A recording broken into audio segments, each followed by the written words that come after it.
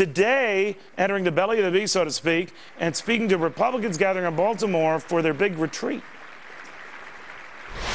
We were told had to be passed, or unemployment would go to 8%, as your administration said. Well, unemployment is 10% now, as you well know, Mr. President. All right, the man you just saw, Indiana Congressman Mike Pence, joins me on the phone. Congressman, that was pretty pointed, pretty direct. You weren't any shrinking violet there. Did he give you the death stare? What happened?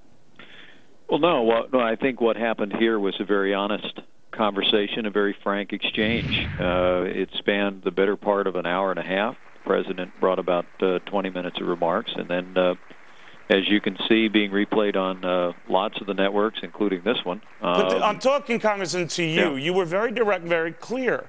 You weren't fudging on anything. You weren't trying to just be, Thank you. You were very direct, and he seemed to take exception to a couple of things you said. How was he afterwards? Well, we just, I shook his hand and thanked him for coming before the conference. We invited him to come in because, quite frankly, we'd grown weary of this party of no fiction that the administration and the Democrats in Congress have been advancing over the last year. Republicans, as you know, Neil, have offered substantive alternatives on the budget, on stimulus, on health care, on energy. And today we really believe that we made progress in educating both the President and the American people that Republicans have better solutions and are ready to lead this country in the majority in 2011. Did anything come in being there, though? I was a little surprised he even took you up on your invite. That was impressive. But anything changed, though? Because you guys have had these friendly powwows before. He would come to Capitol Hill. You would go up to the White House. And then there's still the bad blood between everyone. Well, look, we're all Americans. We all care about our country. But what was in high relief today is a difference in philosophy of government. That exchange that you just quoted from, I reflected with the President on the point that when he told the country earlier this year that we had to spend $787 billion in a stimulus bill or unemployment would go up to 8%. Well, now it's at 10%. Here in Baltimore, Maryland, it's 10.8%.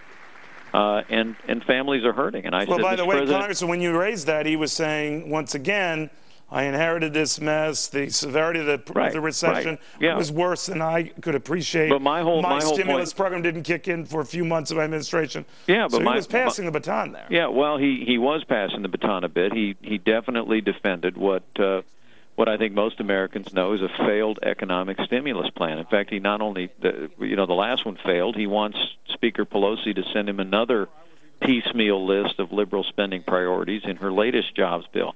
I suggested to him, how about across-the-board tax cuts for small businesses and working families the way John F. Kennedy and Ronald Reagan did during times of economic challenge. And, as you saw, I actually had to go back and ask the question again because the President didn't answer it the first time. And I came back and said, but would you support across-the-board tax cuts? And he basically said he'd support across-the-board tax cuts as long as they weren't across the board.